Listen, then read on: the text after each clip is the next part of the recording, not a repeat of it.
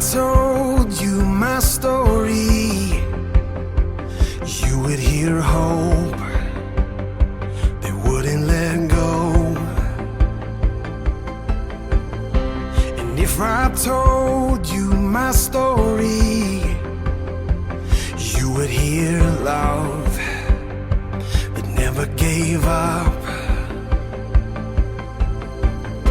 And if I told you my story, you would hear life, but it wasn't mine. If I should speak, then let it be of the grace that is greater than all my sin, of when justice was served and where mercy wins, of the kindness of Jesus that draws me in. Oh, to tell you my story is to tell of Him. If I told you my story, you would hear victory over the enemy. And if I told you my story, you would hear freedom that was won for me. And if I told you my story, you would hear life overcome the grave. If I should speak, then let it be of the grace that is greater than all my sin, of when justice was served and where mercy wins, of the kindness of Jesus that draws me in. Oh, to tell you my story is to tell of Him. This is my story, this is my song, praising my Savior all the day long. This is my story, this is my song, praising my Savior all the day long.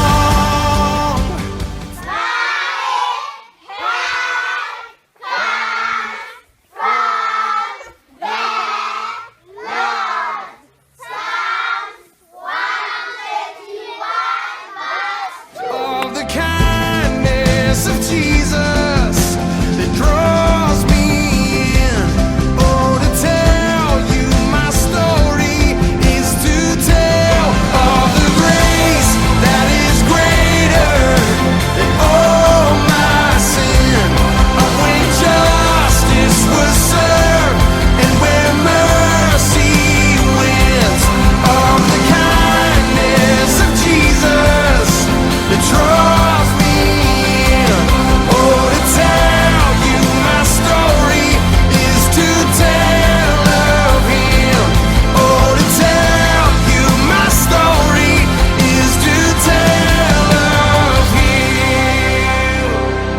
This is my story, this is my song, praising my Savior all the day long.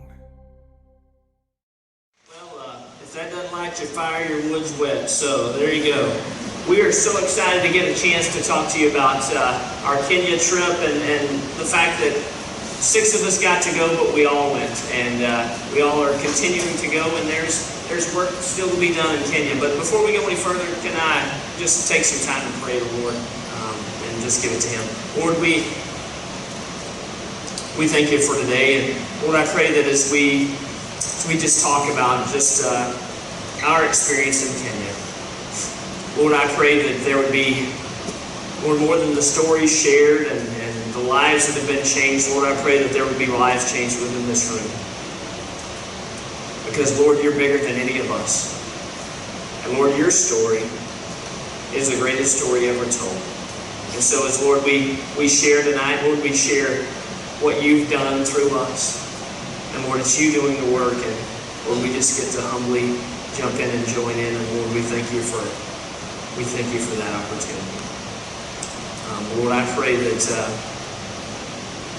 Lord, how do you break down 2 weeks of life into 25 minutes? But, Lord, I pray that you'd help the cream to rise to the top and that we'd be able to share well. Lord, I'm thankful that you're here in this place with us.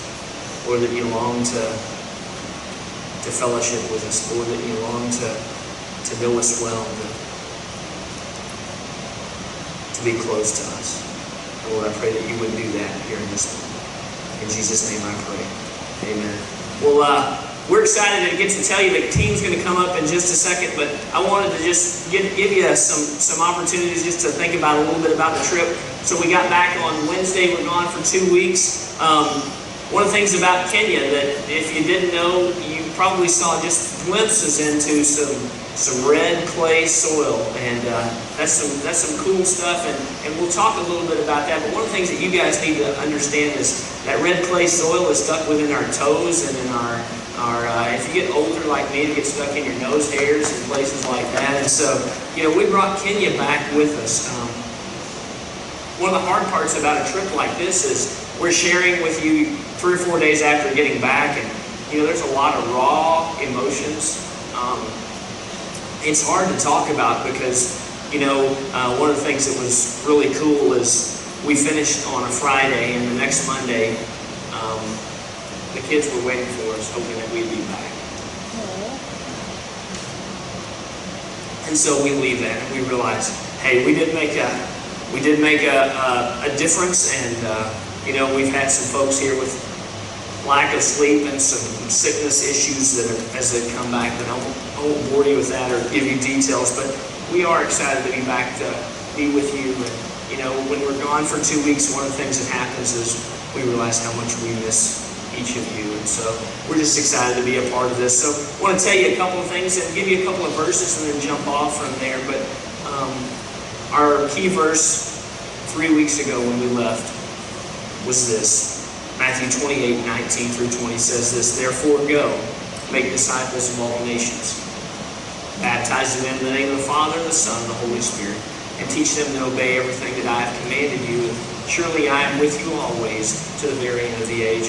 And we remember from 3 weeks ago that our goal in that was that it's not just that 6 people go, it's that all of us go. Collectively, there were meals taken to family members that were still here. Thank you. Thank you for taking care of our families. Thank you for making sure that our houses were still there when we got back. And thank you for financially sending us. Thank you for praying for us. And we remember that collectively, going is, there's those who sin, and there's those who go, and then there's those who are not obedient. And so we remember that. And so, great trip. Just to give you just a small overview, we went to work with 2 churches that have been started by Moira and Wanyoki, and one is in Makuyu, and it's New Hope Baptist Church in Makuyu, and then the other church is in Kenal. It is Lion Spring Baptist Church. Now, let me tell you just a couple of things that happened when we got off the plane that we didn't know anything about. When we got to Kenal, there was a tent before we left. When we got back, there was a church. And so that was pretty cool. Now, in our definition, it was a metal building, a dirt floor, but it was awesome. It was still very cool to get there and see that there was a building there. And then a second surprise for us, and this is one of the things that happen as you work in other countries. Mara had a 6-month-old son. When we got there, we didn't even know that there was even such a thing. And so anyway, it was just wild and crazy. We asked, hey, we were here, like 11 months ago. Why didn't you tell us you were pregnant? And she said, you didn't ask. And so, and by the way, if you're pregnant, I'm not asking. So you're just going to have to let me know.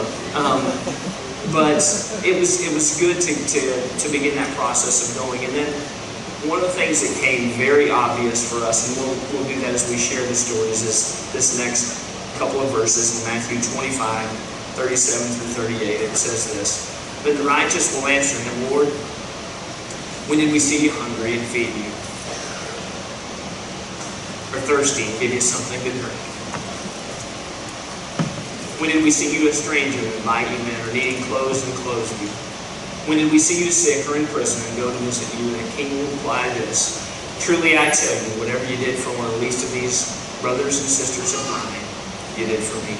And so when we're in Kenya, we're working with a missionary who has started a couple of churches, and he's doing the best that he can. But if you were to look at a biblical definition of least of these, you might say that. And then as you look at the kids that he served, definitely the least of these. And it's just such an honor for the team to get to serve those kids, to get to serve those people. And we're hopeful that we can accomplish just sharing some of the stories of things that happen. So team, I'm going to ask you guys to come on up, and we're going to begin the process of talking a little bit about what it was like on a typical day, and then some of the people that we got to meet, and the climate, and all those kinds of things. So Julie, why don't you start us off?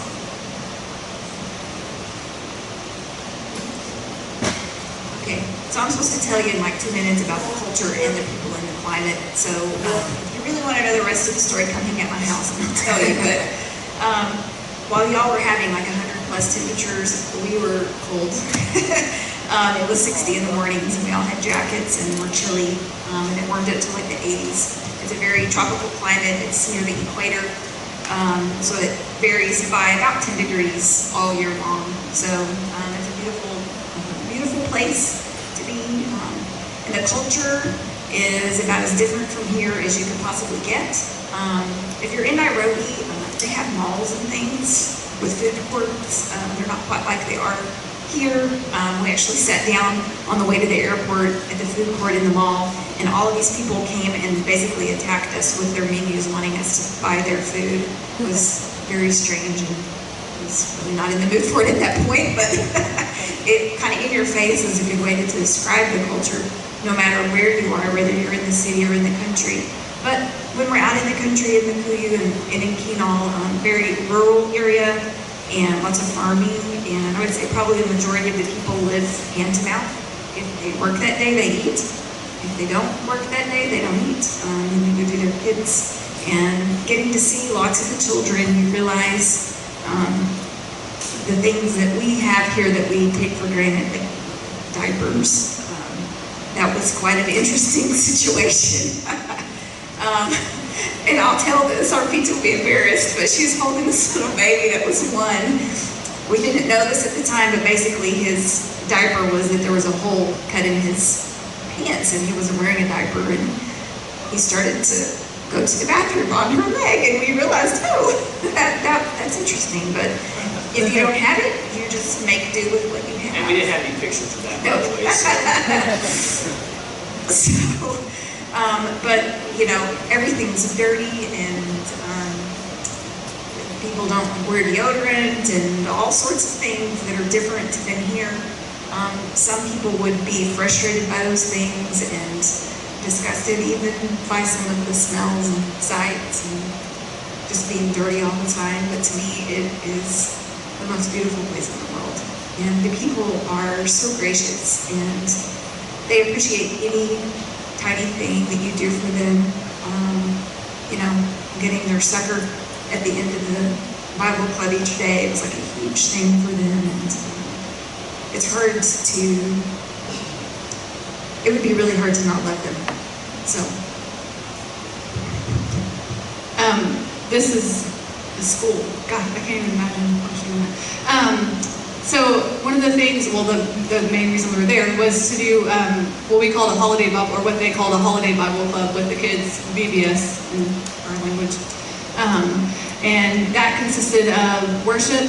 Ren took the lead on that, and it was really cool. After the first couple of days, we did our worship stuff, but they also did some songs in Kikuyu, which is the tribe that predominantly we were working with. So we did worship, and then we would have a time where we would kind of gather the kids up and tell a Bible story and introduce their verse. And these kids were incredible. Every day was a new verse, and every day they knew that verse, they knew yesterday's verse, and they knew Monday's verse, and every day. Learned them. It was really cool to watch them pick up on that. We did just some activities to illustrate that in crafts.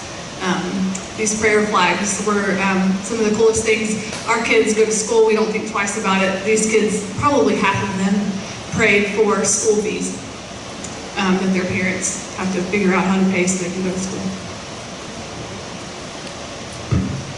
Yeah, and then at the end of the day, they got a snack every day. And it was usually just some orange sugar water and a hot dog bun, which was probably the only meal that they were going to get that day.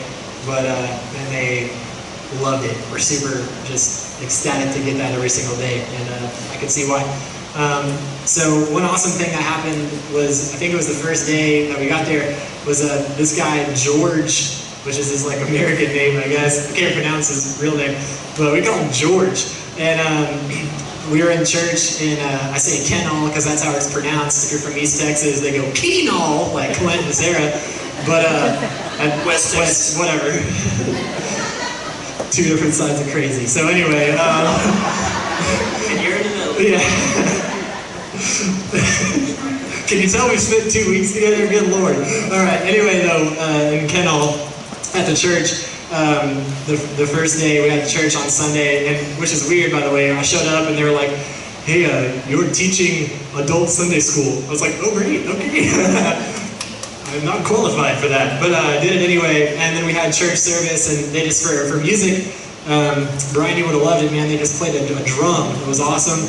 And then got up and Danny Davis spoke and delivered a message, after which this guy stood up and said that he wanted to pray to receive Christ. So he did right there. We all got up and kind of laid hands on him and prayed for him and just welcomed our new brother into the family of God. It was just such a cool way to start the trip, and there were many more awesome things, just life impactful things like that to follow. But that was kind of the first impression, and I was just so pumped. That was like the fuel to lead me all the way through, but it was really great.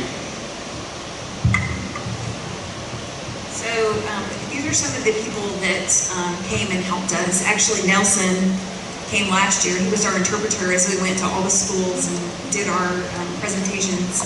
He brought his lovely wife Emma with him this time, and then Asaf, their baby, was with him every day. And then the last couple of days, they brought their 3-year-old Seed, who is a ringtail tutor, and Blair and him were like partners in crime and kept each other out of trouble, I think, most of the time.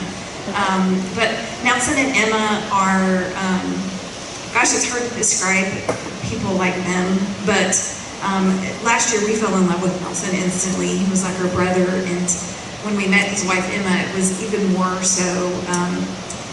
You heard the saying, brother from another mother. Well, she's my sister from another mister. She is amazing, and we just connected, and I think Sarah would say the same thing. There's definitely something God has for us to do with these people. I'm not sure what that is. He'll tell us when he's ready for us to know. But they are serving with their whole lives, spirit, soul, body, everything they have. And they really don't have much. They would be very poor to us financially, but they are so rich because of their service for their King and how they give their lives for the Lord. And it was a blessing to serve alongside them this past couple of weeks. Yeah, so Seed, and I always say his name wrong, but the other cutie pie. I say Aesop, whatever.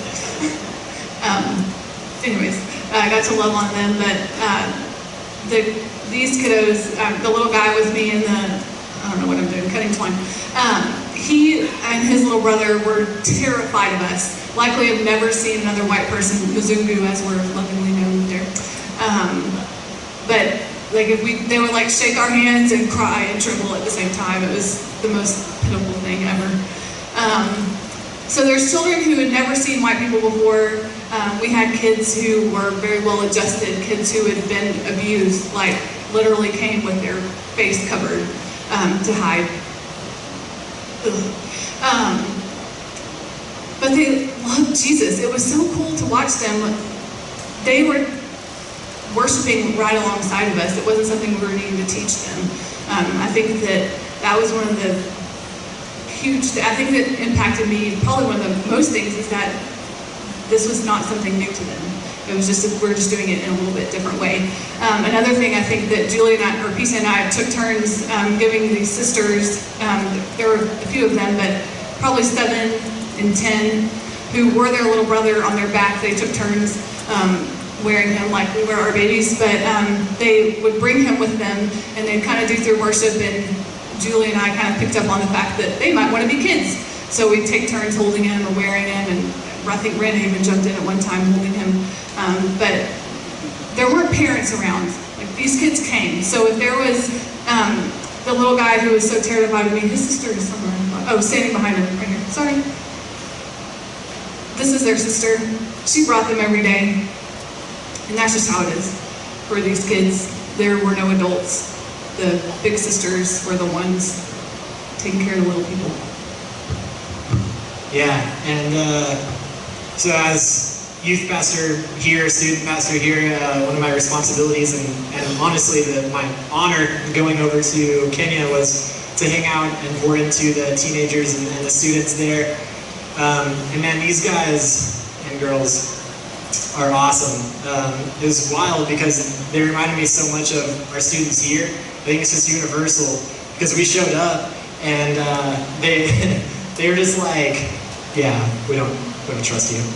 And I was like, what's up, guys? They're like, yeah, whatever. I mean, they weren't saying it like that, but their attitude was kind of like, you're gonna have to earn my trust. Like, I'm not gonna be fooled by a bunch of little, beads and pipe cleaners and games and snacks and stuff. And a lot of times they wouldn't even eat the snack because like they were too cool for it or something like that. And I'm like, get in there and have a snack, man. Like, you're not too cool. But after like 3 days, after just kind of showing them that like, we're here, like, I care about you, just unconditionally, like, ministry is ministry, like, your God is my God, let's do this together and kind of be a team. And after we kind of got over this whole, like, I'm not some, like, rich white person from America, like, here to just leave or something, like, this is important. Man, after that, though, like, it was just amazing. I mean, they were the best helpers. They reminded me, like I said, a lot of our students here who serve in the kids ministry and preschool ministry and stuff like that, because they were just helping with all the kids, and whatever we needed help with, they would help us with it. And honestly, if it weren't for them, I don't think we could have made it, because they would translate for us. So you start learning English whenever you start school, so a lot of the younger kids don't really know very much English, but these teenagers, they were fluent enough for us to be able to talk to them and say, like, will you help us explain what we're going to do next? Will you help us explain this activity and stuff like that? Because by the end of it, there was like 100 kids, and we couldn't do it all ourselves, so we needed them. And they stepped up to the occasion. We had this expectation. They rose to it, even surpassed it, and blew us away. And it made me think, like, man, that's student ministry. That's students. And I just love serving students and watching students serve. It was such an honor and a privilege, and those guys are awesome. That's Ken and Mary right there, and you got Nellie over here, and just a bunch of them sitting there talking. That's Maura up on the top right, talking to all the students and stuff, probably telling them, hey, get in shape. No, I'm just kidding. But no, it was really great though. Now we're gonna share some special memories from the trip and stuff, starting off with our pizza. One of the things too, if you guys see Ken and Mary there, I really believe that God's going to do some amazing things through Ken. Ken was one of those guys that we didn't ever have to say, hey Ken, where are you? We were basically, Ken was already translating for us, he was already doing stuff for us, and he just had a sweet, sweet spirit. He didn't speak English as well as some of the others, but he made sure that he was doing the things that would help us, and we just really appreciated it. So one of the great part about this trip is both of my kids got to go, so they got some stories that they want to share. My favorite memory from this trip with the kids was helping with their crafts, and it was just fun to see them all fascinated with just simple crafts that we had, like the pipe cleaners and just enjoy them do all this stuff.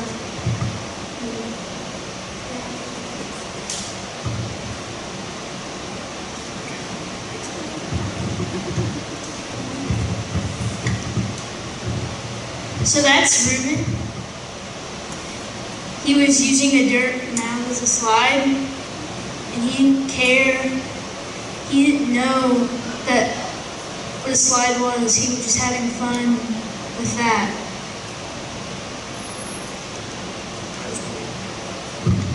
One of the cool things about having both of my kids here is on the trip was there wasn't a single time that I ever had to look up and say, hey, Blair, go do this, or RPG, go do this. There was ministry, there was things to be done, and the whole team was that way. We never had to say, hey, can you help with this? Our Kenya team just did an amazing job. I'm so proud of how hard they worked and the effort and how they were just, our hope was that they would be good news. And I think we accomplished that, so. Well, you kind of took mine, but I don't know. I think for years God has put in my heart for my whole family to do international missions. And I think before this trip, I had this idea in my head that there was going to just be this moment where, angels are going, hallelujah, and the lights are shining like this was the epitome of what we were created to do. And that it really wasn't like that. It was beautiful and it was amazing. And watching my kids do what they did was awesome. But sometimes our life isn't about these big, huge aha moments. Sometimes it's just about simple obedience. And when you say yes to God, trusting that He's going to make something amazing out of it, even if there's not bright lights and angels singing. But I guess that was really cool. But one way that God did show up that I do want to share with you just real quick is this was completely unexpected too, but it just reminded me that God is always at work, no matter where we are, no matter what we're doing, whether we're following Him or not. He goes before us and behind us. But there was a guy that was at student camp here in Texas that, sorry, I'm telling your story, that worked with the kids. He was from Kenya. His name was Phillips. And Ren developed a relationship, or Pete knew him, Clint met him. And they kind of said, hey, we're going to be in Nairobi. And he said, oh, well, I'll be in Nairobi. And there's 4 million people in Nairobi. But as we were driving to the airport in horrible rush hour traffic, we happened to be driving down the street. And there was Phillips walking down the sidewalk. And Clint opens the window, Phillips! And he's like, oh my gosh, there are these white people looking at me. And he's like, oh, I know them. And it was just one of those moments where you just had chills all over your body, because if you really think about, there's probably not even a mathematical way to calculate what the odds are of that happening, because there's 4 million people and how many streets and what time of day was it. And, I mean, it was totally God showing up, just saying, if you just say yes to me, I've got this. I've got you. No matter what you do, you're not going to screw it up, because your days and your times are written in the book before you were ever born. And the plans that He has for us, the things that He has for us to do, if we just wake up every morning and say yes, then He's going to accomplish those things. I have a few, so sorry. We drove on Saturday from Nairobi out to, we stayed in between Kinal and Makuyu, and we got this opportunity to go out to Makuyu and kick the ball around, throw a disc around with the kids there. And we were disgusting afterwards. We should show a picture of that. That dirt, that red dirt, it's not like any red dirt I've ever seen. It sticks to everything. The trees along the road, it was red. It was crazy. But one of the cool things when we were there is meeting Nelson for the first time. He was there, and we were just kicking a soccer ball around with all his kids, and he started sharing with me like ways to connect with the kids, which first timer, it was just invaluable to hear from phrases like we were told to say Jumbo, hello. It's more formal. I didn't know that. So Sasa became the way that we greeted everybody, because it was, and he shared with us that 2 or 3 words that they understand gets you in. So that was cool to know. It wasn't that difficult to crack those little nuggets. Another thing we got to do on Sunday after church was Ren and I went with Danny to church in Keenal, and Clint and Julie and the kids were in Bakuyu, and we kind of met back up afterwards and got to go out to Pastor Mora's parents had invited us out for tea. Ren's favorite. So we just sat around in this little house, and I don't know, we just kind of sat there and topics came up and we chatted, but Mora's dad is 80-something years old, had been doing a baptism that morning, and it was, like 65 degrees outside. He comes riding up on his motorcycle. But before we left, he was sharing with us, and I don't know if it was a shaky voice or I honestly think that it was just emotional for him. But he just kind of shared how grateful that he was that we were there. And I think the phrase that he used was that we're binding together, which I just found really interesting and incredibly encouraging from an older gentleman there in Kenya. It was just really profound. But the next might be my favorite. For all you Tom's haters out there, just kidding. On the second day, day 2, I spotted a pair of giving shoes. Tom's buy one, give one. And later on, confirmed that they were giving shoes, and kind of halfway mentioned it to Emma, was like, that's so cool, like, we wear Toms, and there's Toms, like, that's cool. And kind of making too big of a deal. And Emma said, no, those shoes have almost completely eradicated jiggers in this part of the country. And to hear that word and know what we're planning to do next week, it was just incredible. And only God does things like that. Yeah, I didn't know you were going to be sharing that. I had a picture of my Toms with the kid in Africa wearing the Toms. I could have thrown it up there. That would have been awesome. No, but it might have been the ones that I bought and gave to that kid. I don't even know. It's crazy. But anyway, bought a lot of Toms. So one of my favorite memories just involves, it's kind of the whole week, but it involves this young man right here who just looks so cool, man. But he was one of those, he's 14, his name is Samuel. We call him Sam.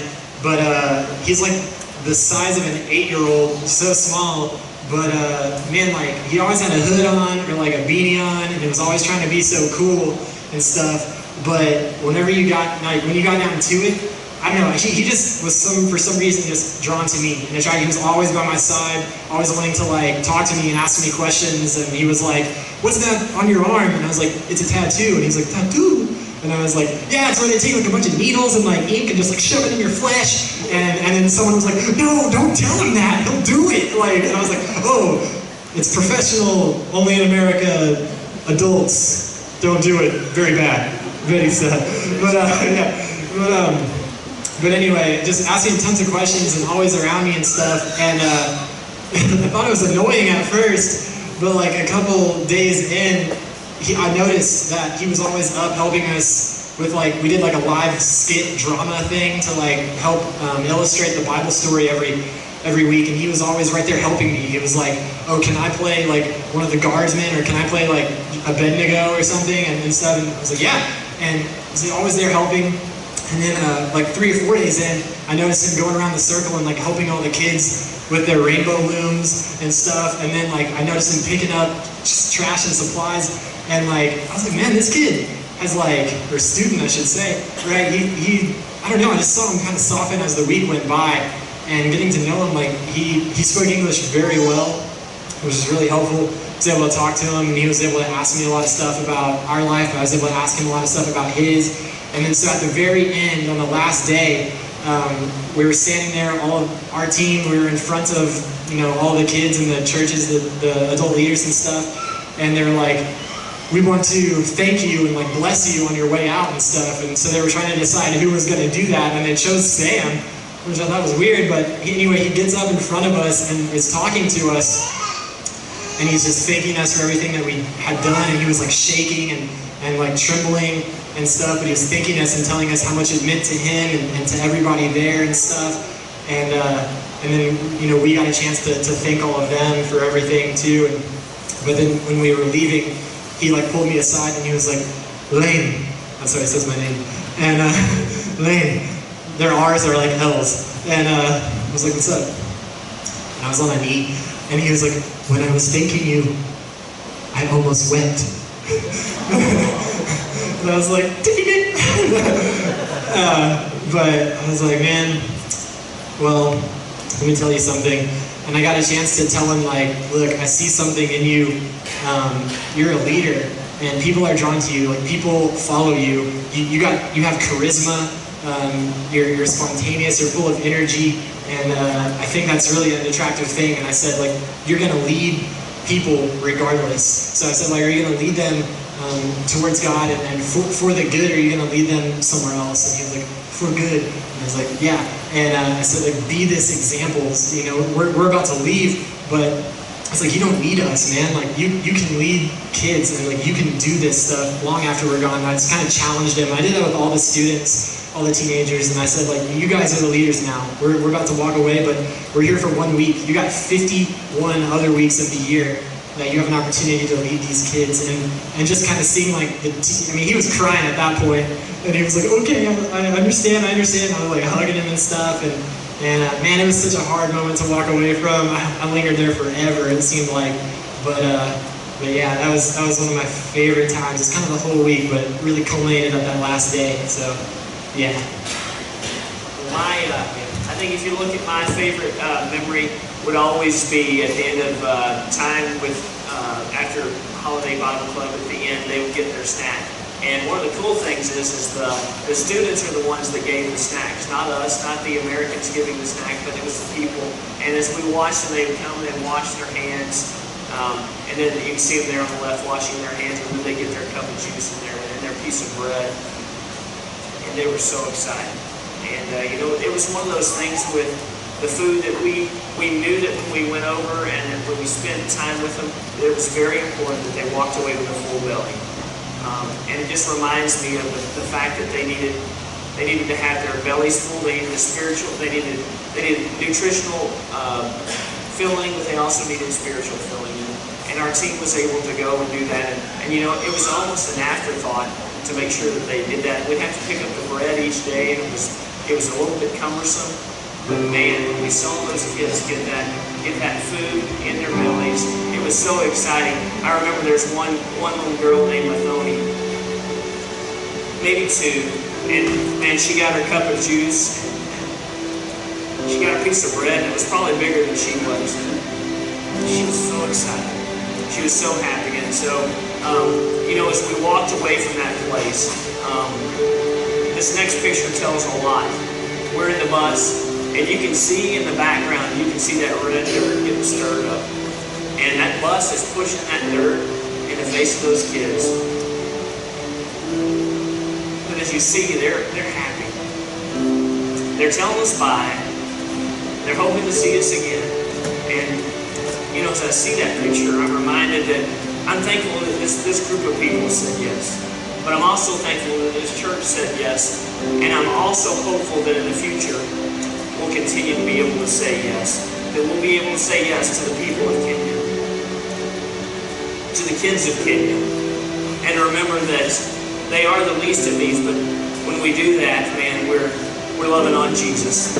And you know, and this picture shows the sun setting, and so the sun that set on this trip, that sun's going to rise again, and I hope that as we consider that we'll continue to try and be good news to the people of Kenya. It also reminds me that we're called to be good news right where we're at. And as I had an opportunity in Makuyu to teach, I said to those people there that you got to be good news where you're at.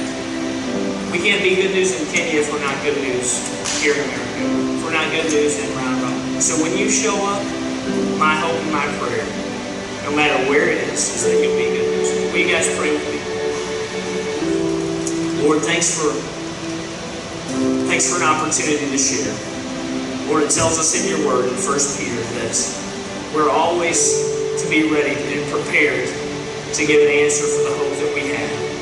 And Lord, I thank you that because of your Son Jesus dying on the cross, that these folks standing on the stage and many in the crowd have an opportunity to say, Lord, thank you. Thank you for loving us enough to pay the ultimate price. And And Lord, whatever sacrifices we've given as we think about this 2-week trip, Lord, we're just thankful that we do it because we love you. Lord, I thank you for a church that loves the least of these. And Lord, I pray this in your Son, Jesus' name.